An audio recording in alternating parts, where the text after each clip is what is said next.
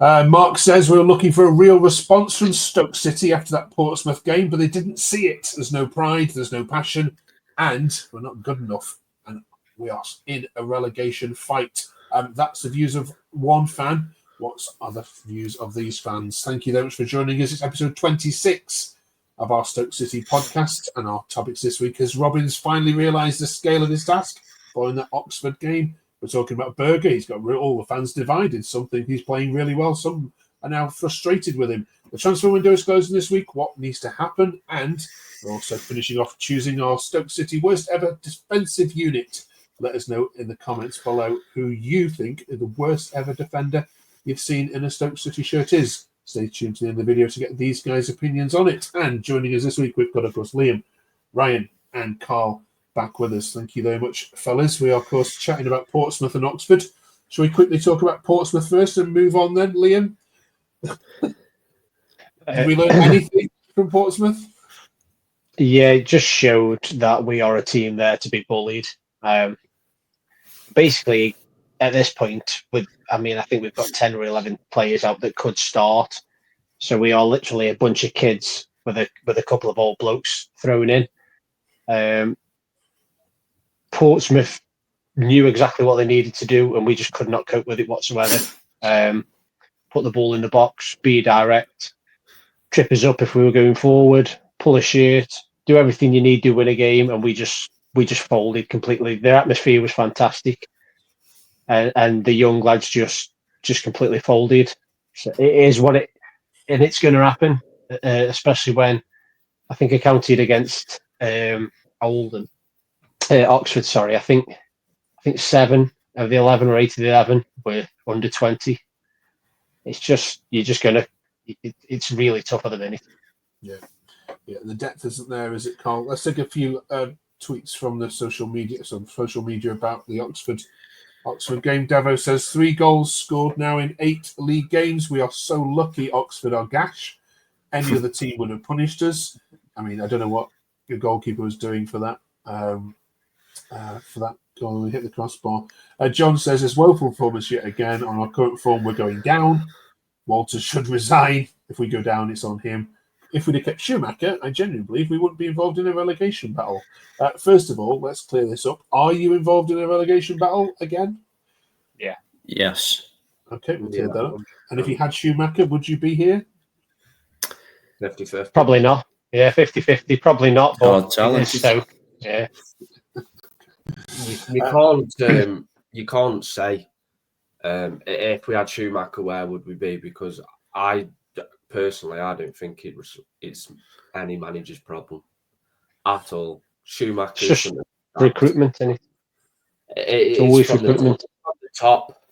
It's from the top down. Okay. Let's talk about Oxford then. It's a point, Carl, at home, isn't it? But who's the better side? On the day, it was awful. They were both very poor, but Oxford were the better side. It was an awful game. 2 really, really poor sides. If Oxford had anything about them, they'd have punished us when Victor Johansson made that very rare cock-up. It was just a real bad watch. It was 2 teams that you could tell were down the bottom half of the division. It was really poor. Ryan, we're here. Liam, we're here again. We've spent half of last season talking about Stoke relegation battles, but you've watched your side for all these years. Do you think this is a side that has potentially could land Stoke in League One?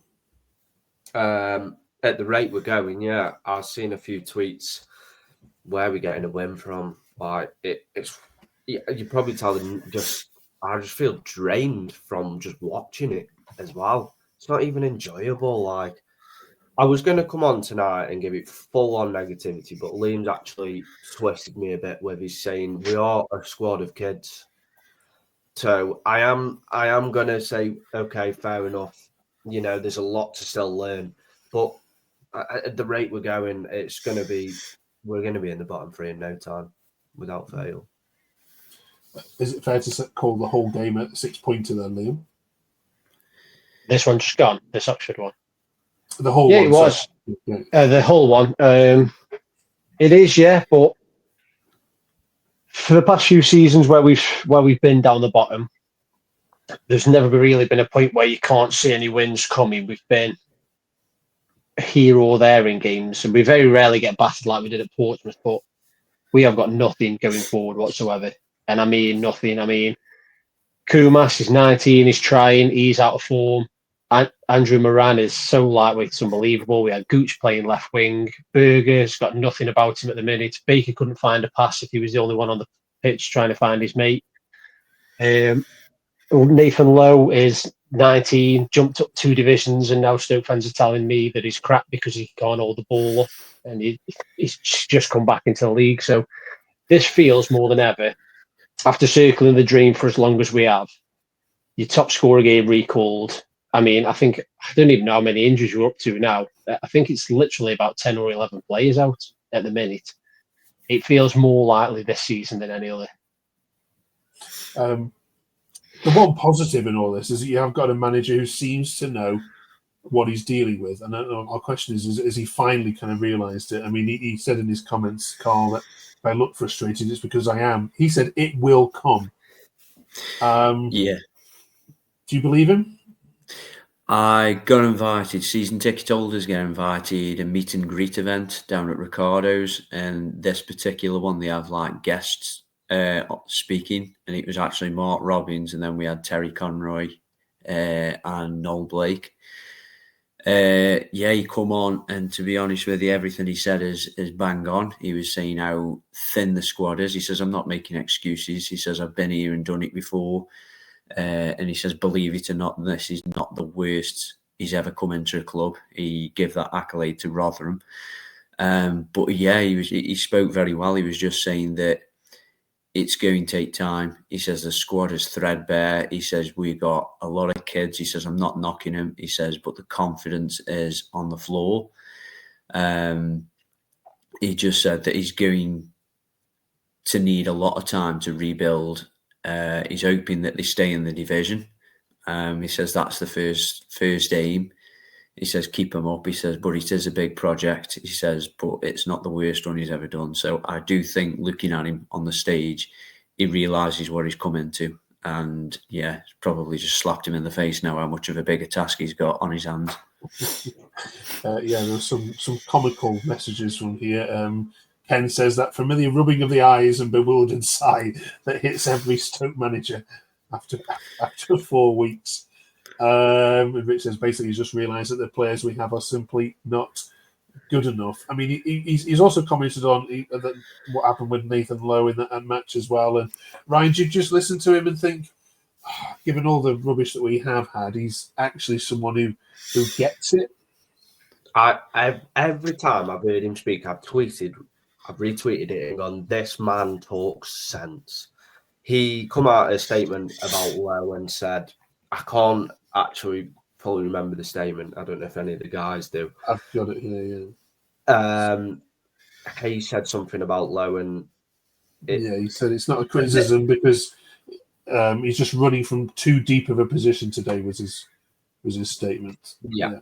I retweeted that and I said, this man knows what's on his hands. He knows of the players. But the one thing I couldn't understand, what he did wrong for me, was putting Lowe up top on his own. It's not. I personally don't think it's going to work. It's now obviously we've got Al Hamidi.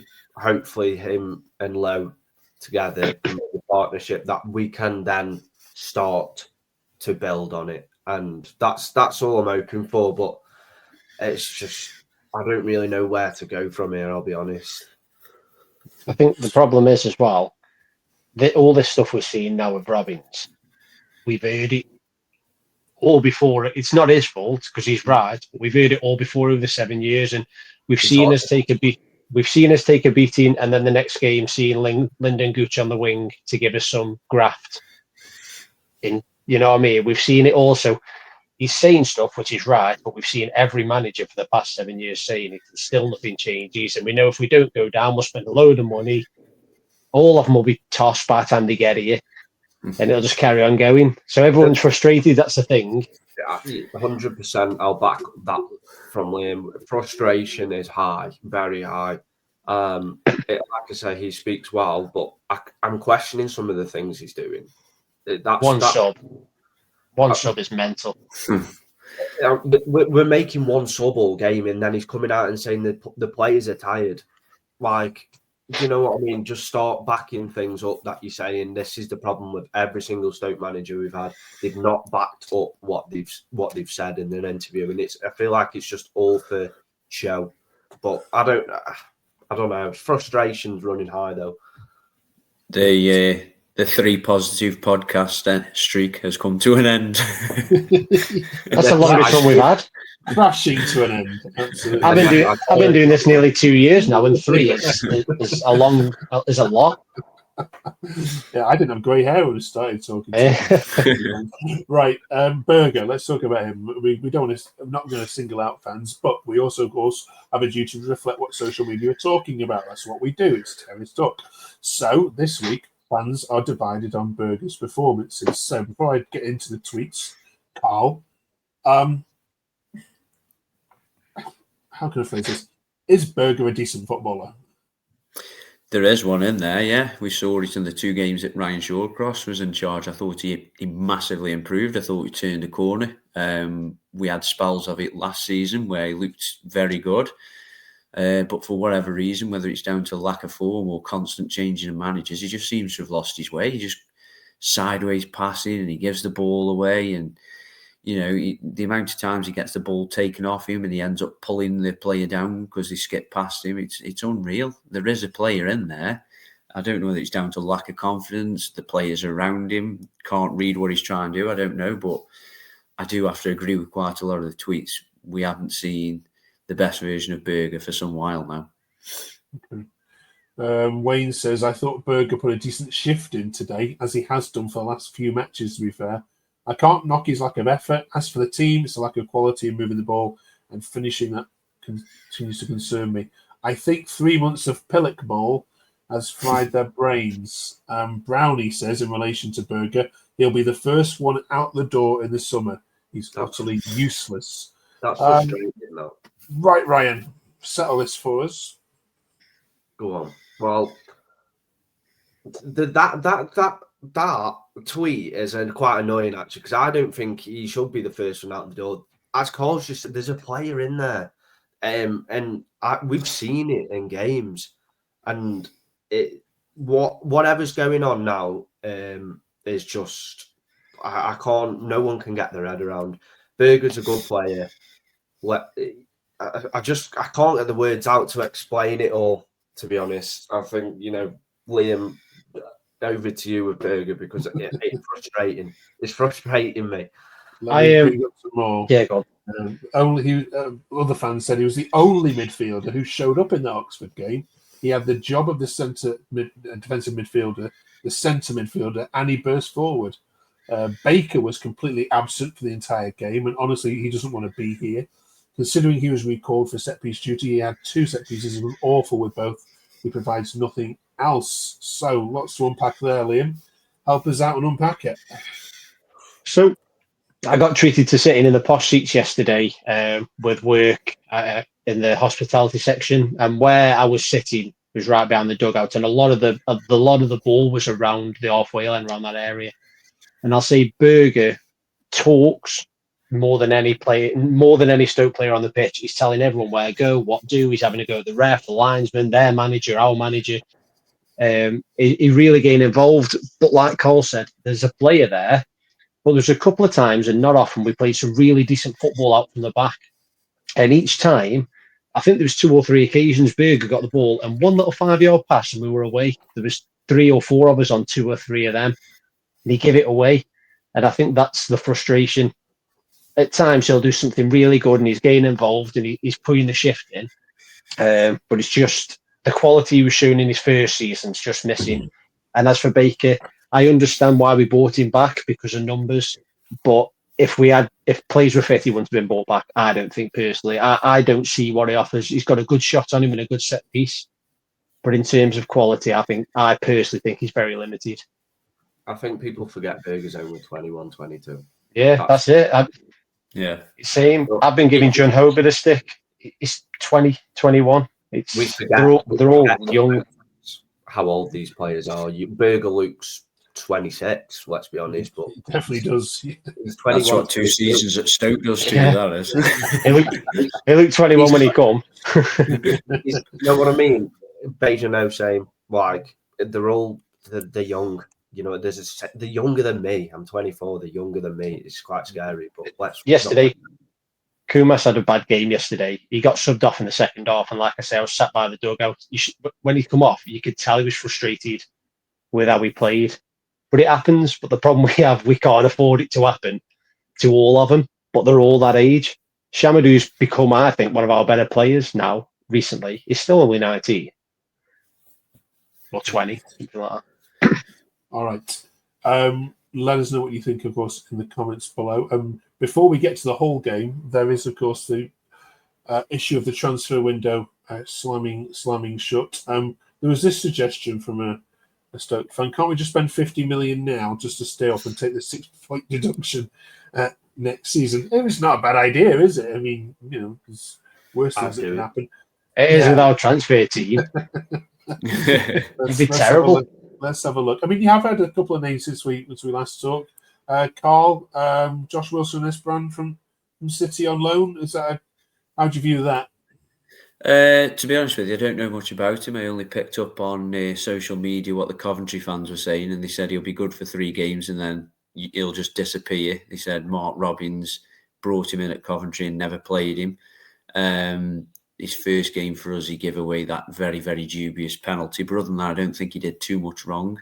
I don't think that was a penalty either, to be honest with you. It was very soft. What about Al-Hamidi, Ryan? Do you know what? I'm chuffed with it. I'm not going to lie. A lot of Stoke fans dropped it, but I'm actually happy with it because I think he can do bits in the Championship, and he's proven it. He's proven he can do it. So the one thing that's annoying me with Stoke fans is they're knocking him already. The negativity around him already is quite worrying because I feel like we're going to knock his confidence straight away. He's going to come in thinking, yeah, I've done it. I can do it again. Come on, let's do it. And we're just going to knock it. But I'm chuffed with it. A few more signings are needed, 100%. But I have not heard no names at the moment. So we're going to see what happens. Okay, that's my next question. You can guess it, Liam. What have we got? 5 days left now. What do you expect to happen? I expect us to bring in some wingers or a number 10 or somebody with some creativity. Because I don't know about the lads, but I think other than the Portsmouth game recently, been quite robust at the back. We haven't conceded a lot of goals. We just can't. Not even can't score. We don't really look like creating anything, I'd say so. What we need to do is I think we'll get a winger in. I've got a feeling I think Moran might go, but I also think Robin seems to like him. He come out after and said Andy Moran played really well, and I was thinking, did he? Did he do a great deal? Yeah. So we've got to get some creativity in the squad, and then just wait for players come back. Ben Pearson's fit, although he can be a liability. A bit of his experience and a bit of grit might do us the world of good. But he's been out over half a season. He's going to be rusty, so it's tough. I think we could talk for an hour on everything, but we're just there's so much to say. We'll be back, of course, next week to review the whole game and talk about what happened in that transfer window. Let's hope it's nothing. Otherwise, it's going to be very depressing next week. Don't forget, you too can help us out massively by subscribing to the channel. We're up to 75, something like that now. Can we get us to 100? That'd be amazing if you can help us do that. I'm having a bit of fun in January because why not? It's a rubbish month, so we thought we'd put together the worst ever Stoke City side that we've ever seen. We came up so far with Jack Bonham in goal and Berahino and Sam Vokes up front. So we're looking for the defenders. Now, you're not allowed to put the current team in there, although you might want to. So, anyone got a left back or a right back they can think of that was awful for Stoke? Cuco Martini. just about saying take the words out of my mouth. Take the words out of my mouth as well. Right back. Yeah, we had him at Everton as well. Oh, God, it was awful. Yeah. Martina. Yeah, okay, good. What about any left back? Left back. I can't think of left backs. DeMarcus Dehaney was a right back as well, wasn't he? Right, we'll have to have 3 centre backs then. You can't think of any. Carl, got one for us? Centre back, Philip Walshard, without a shadow of a doubt. For some reason, some Stoke fans defend him.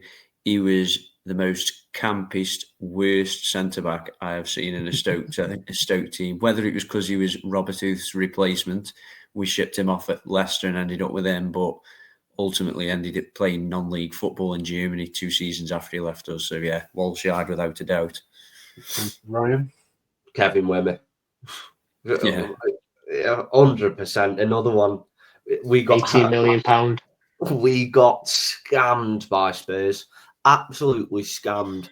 That, for me, that was just... I don't even know what to say about him. He was just awful. Awful. But Kevin Wimmer. Okay. Liam, can you finish this off? I've got 2 that I absolutely detested in the Championship, and I'll let the lads decide. It was either between Ashley Williams or Cameron Carter-Vickers. Ashley Williams. Cameron Carter-Vickers, for me, has gone on and done well. Ashley Williams. Ashley Williams was an absolute... Yeah, he was awful. Yeah, Ashley Williams, 100%. Yeah, another Everton reject. There as well. You seem to have this connection with your club. Right. I think that does it for us. Next week, thanks for that, fellas. Next week, we're finishing up the team off. We're looking for the least dynamic midfielders you've ever seen at Stoke City. And then we're looking for the worst ever manager, just as far as that. Oh, God. How many can we have? Manager, assistant manager, head coach. Get on that one. Right, fellas, enjoy your trip to Hull this weekend. We'll be rooting for you, of course. Hopefully it turns it around. Stoke are too big to go down. We can't be having a Stoke City Crew Alexander fixture in League One next year, can we? Vale. That's the worst. Could be playing Vale next year. They're not going up, are they? They've been wobbling, haven't they? Where are they now in the league? Playoffs. Are they in playoffs? God. Yeah. God, it could be. It could be all three sides in the League One. No, not having it. Not going to happen. They'll be fun. They'll be fun lose, won't they? Do you think we're depressed now? See you in a year's time. Losing to Crew away 1-0. Yeah. Right. See you next week. Enjoy Hull.